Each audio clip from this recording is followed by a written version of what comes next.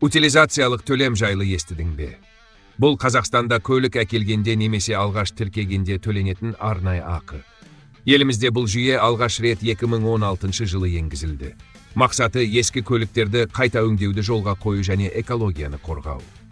Бірақ бұл төлем Алматыдағы көлік бағасына қалай әсер етеді? Соны бірге түсініп көрейік.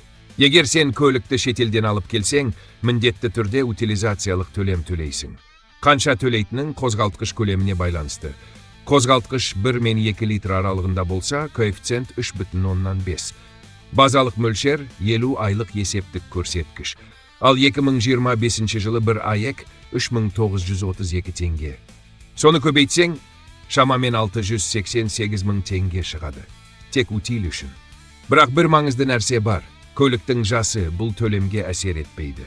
Жас тек алғашқы тіркеу салығына ғана қатысты. Ал Қазақстанда құрастырылған көліктер ше. Ондай көліктер үшін бұл төлемді зауыт өзі төлейді. Кейін мемлекет жасыл даму операторы арқылы сол соманы субсидия немесе қолдау бағдарламасы ретінде қайтарып береді.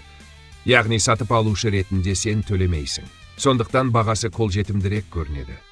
Нәтижесінде не болады? Импорт қымбат. Жергілікті көлік арзан. Бұл бағада жасанды айырмашылық туғызады. Ал Алматыда шетел көліктеріне сұраныс жоғары болғандықтан бұл тіпті қатты байқалады. 2022 жылы утил алымы 2 есе қысқарды. Баға аздап түсті, бірақ айтарлықтай емес. Себебі бәрібір курс пен дилер үстемесі басты рөл атқарады. Сонымен утил төлемі бағаға әсер ете ме? Әрине, әсіресе шетелдік көлік алсаң. Ал жергілікті көліктерде бұл төлем тікелей сезілмейді. Себебі зауыт өз есебінен төлейді, мемлекет өтеп береді. Қорытындысы, егер үнемдегің келсе, Қазақстанда жасалған көлікті таңда.